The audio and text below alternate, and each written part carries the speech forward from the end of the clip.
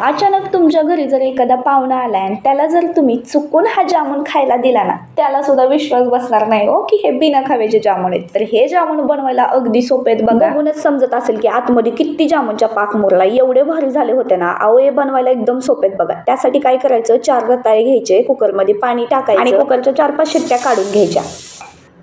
लगेचच पाक बनवून घेऊ. 1 ग्लास साखरेला 1 ग्लास पाणी टाकायचं पातेल्यामध्ये. लगेच पातेलं गॅसवर चढवायचं आणि साखर वितळू द्यायची. रताळे शिजूस्तर साखर वितळून घेतली, त्याला चांगली उकळी आली. आता याचा चांगला पाक तयार करून घेऊ. तवर इकडे रताळे सुद्धा शिजलेले आहेत. त्याची वाफ काढून घेतली कुकरची आणि एक एक रताळ्यानं कुकरमधून आता प्लेटामध्ये काढून घ्यायचं आणि त्याचे चांगले सालं काढून घ्यायचे बघा. रताळ्याचे सालं काढून एका परातीत टाकले होते. आता त्याला ना काय करायचं, काट्या चमच्यानं चांगले असे रताळे बारीक बारीक करून घ्यायचे. आता इथं माझ्याकडून एक चूक झाली बघा. तर काय झाली सांगते. रताळे गाय शिजवायचे होते तर मी ना जरा कच्चे शिजवले. त्याच्यामुळे मला पुरणाच्या चाळणीत डबल रताळे चांगले वाटून घ्यावे लागले. तर आता या रताळ्यामध्ये तुम्हाला थोडी थोडी मिल्क पावडर ॲड करायची आहे आणि मिल्क पावडर टाकून एक छान असा गोळा तयार करून घ्यायचा आहे.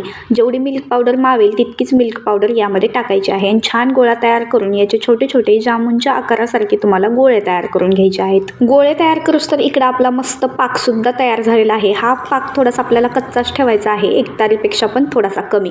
त्यानंतर कढईमध्ये भरपूर तेल गरम करायला ठेवलं. तेल मी कमी गॅसवरती तापवून घेतलं आहे. आता तेल तापल्यानंतर एक एक जामून सोडले आणि कमी गॅसवरती या जामूनला कलर बदलेपर्यंत सतत हलवत मी छान असं तळून घेतलेलं आहे.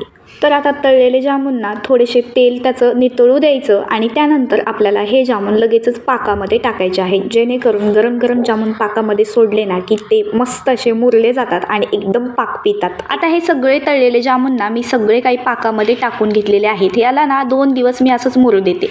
2 दिवसानंतर तुम्हाला दाखवत आहे तर एकदम असे ज्युसी झालेला आहे. एकदम आतपर्यंत हा जामूनचा पाक मुरलेला आहे. तुम्हाला हा एक जामून मी कापून सुद्धा दाखवते बघा. आतपर्यंत या जामूनचा पाक मुरलेला आहे. किती सॉफ्ट आणि किती मऊ लुसलुशीत झाले.